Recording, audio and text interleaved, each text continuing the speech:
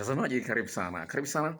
Hapa ni mahali ambapo utajifunza mambo ambayo yataleta furaha katika maisha yako, tena kwa njia rahisi sana. Karibu kama ni mara yako ya kwanza kuangalia channel hii, na kama ni mwenyeji, nina subscriber karibia 200,000 hapa. Kama wewe ni mwenyeji, karibu sana na nashukuru kwa kuendelea kunitazama mahali hapa. Leo nina mada inayosema mpenzi akikuzengua namna hizi, hata kama bado unampenda sana, achana naye.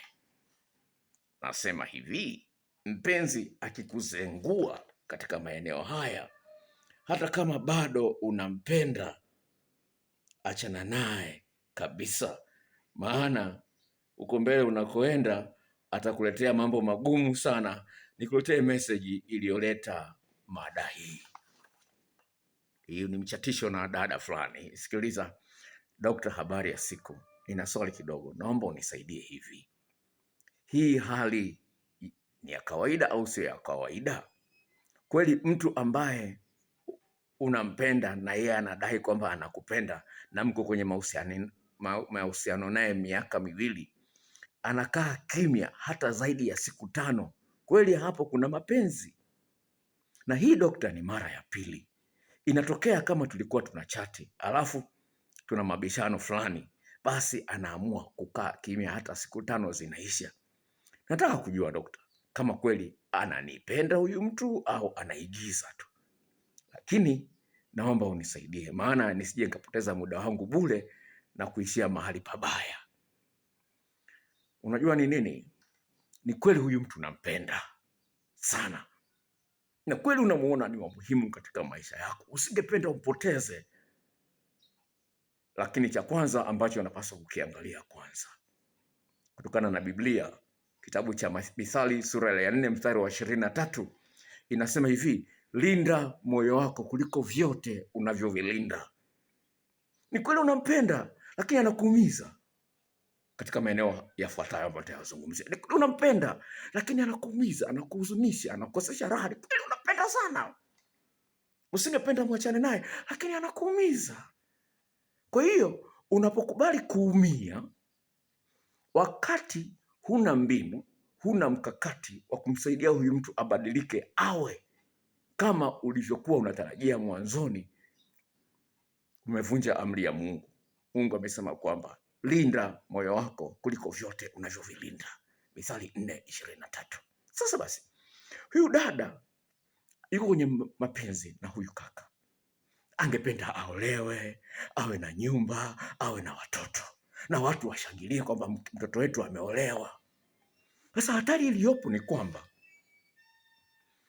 utawapa kicheko wale ambao ulikuwa umewakataa, ukamkubali huyu ambaye anakuumiza sasa hivi, huyu ambaye anakosesha raha, huyu ambaye anakosesha amani sasa hivi. Utawapa kicheko wapenzi wako wa zamani uliowakataa, kwa sababu huko mbele lazima utachoka kuumia, utaamua kuachana naye au yeye ndio atakuacha. Kwa hiyo basi, iwapo mpenzi uliye naye anakuzingua katika maeneo haya nitakayozungumzia siku ya leo, hata kama unampenda vipi, achana naye, mwache aende kwa mwingine akajaribishe pengine. La kwanza ambalo unapaswa kuliangalia ni kweli una amani unapokuwa unamwaza huyu mtu, unafurahi unapokuwa unamwaza huyu mtu, unapokuwa unatafakari juu ya mahusiano yenu kwa asilimia zaidi ya 70, una amani naye huyu mtu. Ni kweli huwezi kupata mtu ambaye ni mkamilifu 100%, ni kweli, lakini kuna vitu ambavyo vinakosesha amani. Je, umeviangalia hivi vitu ambavyo vinakosesha amani? Umeongea naye huyu mtu? Je, amekubali kubadilika? Anafanya bidii ya kuonyesha kweli anataka, amedhamiria kubadilika? Hilo ni la kwanza. Hilo ni la kwanza. Lazima uangalie eneo hilo, kwamba kwa sababu hapo ndio mahali pa kujipenda wewe mwenyewe, pa kulinda moyo wako kwanza. Kwa sababu unapokuwa huna amani, manake moyo wako unachomwa. Unapokuwa huna furaha, unapokuwa unamwaza huyu mtu, manake moyo wako unachomwa. Kwa hiyo unatakiwa ulinde moyo wako, usichomwe, usikoseshe amani, usitikise vibaya. moyo wako ni wa thamani sana. Yesu alikufa msalabani kwa ajili yako. Kwa hiyo usipotezee vitu ambavyo huvipendi huyu mtu anavisema au anavifanya. Kwa mfano, ana mazoea na mpenzi wake wa zamani, bado wanachati naye. Ulishamwambia lakini bado anaendelea naye. Alafu wewe unaliona ni la kawaida hilo. Mkiingia ndani ya ndoa itakuwaje? Hata kama ana sifa nyingine nzuri, sawa, ana vitu vingine vizuri ambavyo unaviona, lakini hivi vinatoa dosari. Biblia inasema kwamba chachu ndogo inaharibu mkate mkubwa. Hebu fikiria, upewe chapati. Chapati ile ya kunywea chai, sawa, upewe chapati, lakini imechanganywa na vimavi kidogo, vimavi vya mtoto. Utakula hiyo chapati?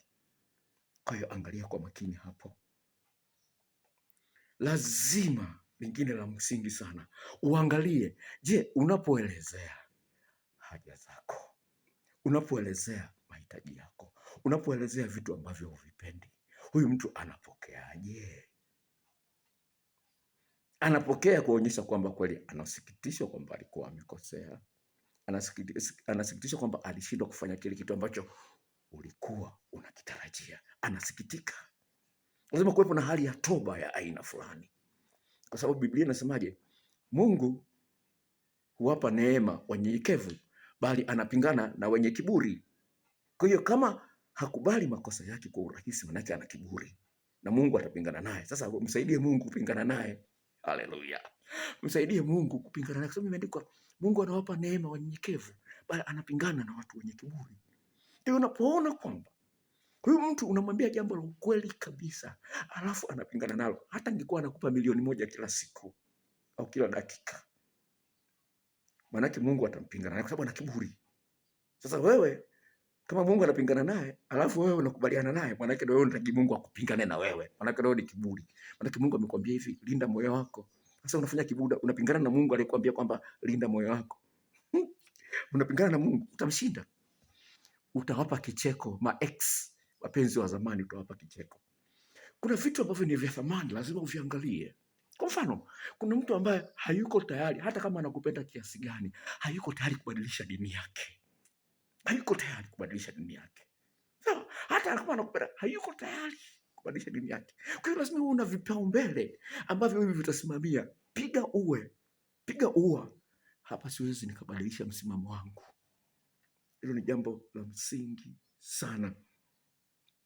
Je, huyu mtu anaonyesha bidii za mara kwa mara kupenda kuwa karibu na wewe, kupenda kuwa na kuongea na wewe? Achana huyu ambaye siku 5 anakaa kimya, kisa tu wamekorofishana kidogo. Alimwambia, bwana, mbona ulikuwa unaongea na Zaina kwa muda mrefu sana? Tayari ukishamwambia tu hivyo amenuna, siku 2 3 hataki kuongea na wewe. Kwa hiyo lazima aonyeshe bidii za mara kwa mara kwamba yuko tayari kuchangia kwenye furaha yako, kwenye amani yako, kwenye mafanikio yako. Hilo ni jambo la msingi sana. Lingine ambalo lipo ni kwamba lazima uweke mipaka. Kila nchi ina mipaka yake. Lazima uweke mipaka, na hii mipaka mwenzio aiheshimu. Jamani, aiheshimu hii mipaka. Ukimwambia, bwana, sitaki wewe unakunywa pombe, sitaki wewe unavuta sigara, jaupe story ya kweli. Sasa huyu dada ana kazi nzuri, amepangisha nyumba, analipa milioni 1 kwa mwezi. Sawa? Kapata mchumba. Kamwambia, kutokana na kazi yangu ya heshima, sipendi mwanaume anayependa kuvaa cheni. Unaona wasanii wanapenda kuvaa macheni. Huyu kaka mshahara wake ni mdogo, analipa kama milioni 2 kwa mwezi. Lakini huyu mwanamke ni mamilioni makubwa anayolipwa. Dada wa miaka 31, ana elimu yake nzuri, ana kazi yake nzuri. Anamwambia, sipendi mtu anayevaa cheni. Kwa sababu alimkuta siku moja amevaa cheni. Akamwambia, bwana, mimi sipendi mtu anayevaa cheni. Akasema, hii ilikuwa cheni na rafiki yangu, nilikuwa najaribu tu kuna nini. Sawa. Haya, siku moja sasa wamewekeana appointment kwamba tunaenda dating, kula chakula mahali fulani, chakula cha jioni. Ameenda pale, mwanaume kaja na kavaa cheni. Atajiteteaje? Unaweza kuona kavaa cheni. Haya, nakupa stori za kweli, nakupa stori kwa dada huyo mmoja. Yule dada kanilipa hela nzuri, kanilipia nauli, nikaenda mpaka Arusha niongee na watu wawili. Wote wawili. Kwa sababu ndoa iko miezi miwili mbeleni wanafunga ndoa. Lakini kuna ujinga huyu dada ameuona kwa huyu mwanaume. No. Huyu dada kaona kazi mtandaoni ambayo huyu mwanaume anaweza kuifanya. Kwa mwezi ni milioni 8. Kaiona kazi ya mtandaoni. Sasa huyu kaka yuko karibu, ana undugu na waziri mmoja mkubwa sana hapa nchini. Sawa? Kamwambia, bwana, mwambie huyu ndugu yako kuna hii kazi ya milioni 8. Swala ni yeye akipiga tu simu hii kazi unaipata. Kamwambia jamaa kapuzia sijui kwa nini na nini nikapuzia. Alafu baadaye ile kazi inakuwa imechukuliwa na mtu mwingine. Anamwambia imekuwaje? Sababu nilimtumia message lakini alikuwa busy. Hakunijibu. Akasema hapana. Kuna kipindi tuligombana mimi na wewe. Ukamwambia huyu kibosile wa serikali. Kipindi kile cha kampeni ya uchaguzi alinipigia video call nikaongea naye. Kipindi cha kampeni mwaka uliopita 25. Kipindi cha kampeni kanipigia video call. Nikaongea naye, akatupatanisha tukarudiana. Inakuwaje wewe kwa swala kama hili umelikalia kimya? Mshahara milioni 2 unaofanya kazi sasa hivi hautoshi. Kuna mshahara wa milioni 8. Akipiga tu simu najua kwamba hii kazi ungeipata wewe. Inakuwaje? Akatoa visingizio, dada kwa sababu anampenda, dada anataka kuolewa, akalipuzia hilo. Sasa basi ikatokea incident nyingine. Wakawa wanabishana kuhusiana na mambo ya fedha. Akamuuliza, akamwambia mwanaume, hivi benki kwenye account una milioni ngapi? Una kiasi gani ambacho umeweka akiba? Akasema kama nina milioni 3.5 hivi. Akamwambia hebu nionyeshe balance kwenye simu. Chukua pesa za balance. Akaanza akafanya. Akasema anaona mtandao mbaya. Yule dada akamwambia, account yako iko kwenye benki gani? Akasema NMB. Akasema NMB, akamwambia na mimi pia na account NMB, ngoja niingie. Mbona mimi naonyesha mtandao unaonyesha, maana alimdanganya. Sasa sikiliza sasa. Huyu dada kanilipa hela nzuri. Kanilipia nauli, kanilipia na hoteli. Sawa? Nikasafiri kwenda mpaka Arusha. Sawa? Kaenda mpaka Arusha kwenda kuongea na wote wawili. Katika maongezi, kwa sababu ni stories zote nilikuwa nimeshaongea nao wote wawili kwenye simu. Wao sasa wote wako mbele yangu, tumekaa kwenye hoteli moja kubwa mjini Arusha. Nikaa pale. Nikamwambia wewe kaka, kwa mfano kuna kipindi fulani niliambiwa kuna kazi ya milioni 8 kwa mwezi. Aliambiwa ulifanyaje? Akasema kweli niliongea na kibosile yule waziri, lakini alikuwa busy na message. Akasema message nazo, anataka kutoa simu na message nazo hapa, naweza nikakuonyesha. Nikamwambia tuonyeshe. Akaanza kupekua message, hamna. Kumbe alidanganya. Kwa hiyo ana tabia za uongo.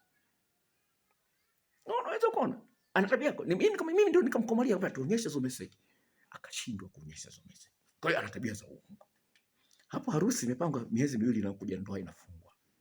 Kuna madudu mengine alifanya huyu kaka. Sasa huyu dada ana makosa yake mengine ana mdomo kidogo mkali kidogo. Lakini nilikwambia kwamba mimi sikwambia aachane naye au wasichana, nikwambia bwana tafakarini hili, lifanyieni kazi. Lakini nilichokushauri nilowapa mimi, sogezeni tarehe mbele ya harusi alafu muweze kupimana upya. Ndio ushauri kwa nini. Na kuna mambo mengine ambayo niliwapa, kila mtu nilimpa homework yake ya kufanya. Sijui kama watafunga ndoa mwezi huu wa 9 au vipi. Sasa hivi ni mwezi wa 8 mwishoni. Ukiwa na mpenzi ambaye anapenda kukutawala, controlling behavior, anataka ufanye kama anavyotaka yeye, hasikilizi maoni yako. Anataka kutawala kila kitu, anataka ufanye kama anavyotaka yeye. Huyo ni dictator. Sawa? Yaani usipofanya kama anavyotaka yeye anakasirika. Hata kama ni jambo la kipumbavu. Matusi, lugha mbaya. Hata kama ni kutani, lugha mbaya. Mtu anaongea lugha kali, matusi, kukandamiza, kudharau, kukwebehi, kukejeli. Hayo. Hata kama unapenda kiasi gani. Lingine, mbona watu wengi wanalipuzia? Yuko busy sana mtandaoni. Maana hata kuwa na muda wa kuongea na wewe. Yuko busy sana mtandaoni. Huyo angalia kwa makini. manake hawezi akatumia akili yake vizuri, anaongozwa na mtandao. Muangalie sana huyo. Sawa? Hili ni jambo la msingi. Mtu ambaye ni mwepesi kukubali makosa ni jambo la msingi. Mtu ambaye anaweza akawajibika kwamba kweli, bwana, hapa nimekosea, nisamehe. Ukimwona mtu ambaye ni mgumu kukubali makosa yake, ni mbishi, anatafuta kisingizio kuhalalisha makosa yake au uzembe wake, huyo ni mtu ambaye hafundishiki. Sawa? Huyo ni mtu ambaye hafundishiki. Kama hafundishiki, kuna mstari kutoka kwenye Biblia hapa nikusomee. Ndio maana nakwambia hivi, hata kama unampenda kiasi gani achana naye. Ngoja nikusomee mstari fulani uko kwenye Biblia hapa. Okay, Mithali sura ile ya 27 mstari wa 22 nasema hivi: hata ukimtwanga mpumbavu kwa mchi kinuni pamoja na ngano, upumbavu wake hautamtoka. Naona Biblia inazungumza huyu mtu ni mpumbavu, makosa amekosea, alafu anasema kama vile hajakosea, anajifanya kama vile hajakosea, alafu anakuwa mkali. Ukimkatalia jambo la halali kabisa, anakasirika. Unapokuwa umekataa alafu mtu akakasirika, haimaanishi ilipaswa ukubali, lazima usimame kwenye kweli. Sasa unapoona kwamba mtu umemkatalia jambo alafu anakasirika, alafu sio mwepesi kukubali makosa, huyo ndio mpumbavu. Manake makosa anayaona lakini hataki kuyakubali, huyo ni mpumbavu.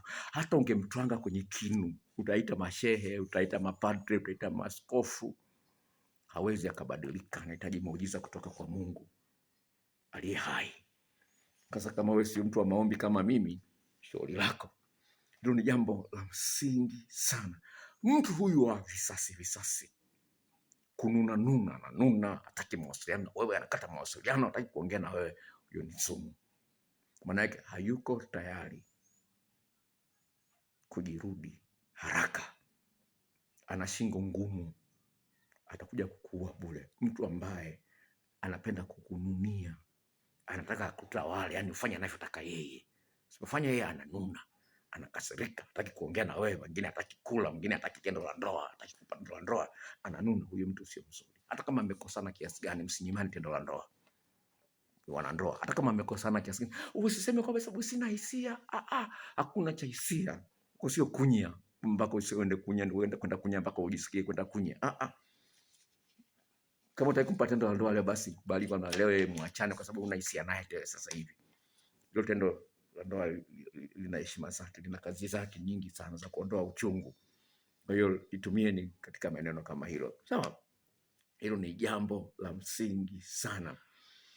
Lingine ambalo ningependa nizungumze ni kwamba pale ambapo unazungumzia mahitaji yako alafu mwenzio ana panic haraka sana, hilo ni jambo ambalo unapaswa uliangalie. Huyu mtu je, yuko tayari kukabiliana na shida zangu? Unapomwelezea mahitaji yako anabadilika sura, hilo ni jambo ambalo ni la msingi sana. Hebu nikupe story ya kweli. Huyu kaka ana mchumba, anamwambia mpenzi wake tukapime afya. Mpenzi anapiga tarehe, kaka kaenda kajipima, yuko salama. Mpaka inafika siku ya harusi hawajapima, wanafunga ndoa. Mwanamke kapata ujauzito, wanaenda hospitali kupima, kliniki, mwanaume na mwanaume wanapima, mwanamke anakutana na ukimwi. Huyu kaka ananipigia simu, ananiambia daktari, sijaongea na hata na wazazi wangu juu ya hili swala. Tumepimwa, huyu mwanamke alikataa kupima kipindi kile cha uchumba, tumeingia ndani ya ndoa, tumepima na ukimwi. Sasa mimi sina ukimwi, nifanyaje juu ya hii ndoa? Unaweza kuona jinsi gani ndio mambo nasema kwamba ukiona mtu anakwepa, unamweleza hitaji lako, bwana, ili nijisikie amani, ili nijisikie salama, kuna hiki lazima kiwepo. Sitaki uwe na mazungumzo na wanawake ovyo ovyo, au una mazoea na wake za watu na wanawake wengine. Sitaki uwe na ukaribu na ex wako. Haya ni mambo ambayo unapasa unamwambia, unakuta mwenzio kidogo anabadilika. Wewe unataka kunitawala, sijui na nini. Sasa nisiwe na marafiki wa kike, sijui na nini. No. Ukaribu umekuwa too much. Nimeona ukaribu wewe too much. Na mimi lazima uheshimu hisia zangu. lazima uheshimu hisia zangu. Kwa hiyo haya mambo ni mambo ya msingi sana kuiangalia, ili usije ukaingia choo kisichokuwa cha kwako. Usiwape kicheko ex utakapokuja kuachana baadaye, au anasikia story hiyo, mnagombana, sijui mnakuwa nini, unasikia story wanakonfishana kwenda mume wake, umesikia, umesikia mume wake anavichepuka siku hizi, mke wake siku hizi hajatulia, anadanga. Kwa haya ni mambo ambayo yafanyie kazi haraka sana. Sasa hapo sijaingia kwenye tendo la ndoa. Sijaingia tendo la ndoa hapo kwa makusudi kabisa, kwamba uzinzi kabla ya ndoa sio kitu kizuri, ni dhambi mbele za Mungu. Kufanya tendo la ndoa kabla ya kuingia ndani ya ndoa ni dhambi mbele za Mungu. Kwa hiyo siende kuizungumza hizo, lakini nimezungumzia hilo uweze kuelewa kwamba Mungu yupo na dhambi itahukumiwa. Mshahara wa dhambi ni mauti. Tubu dhambi zako, mkafuate Yesu akuokoe. Kwa jina la Baba na Mwana na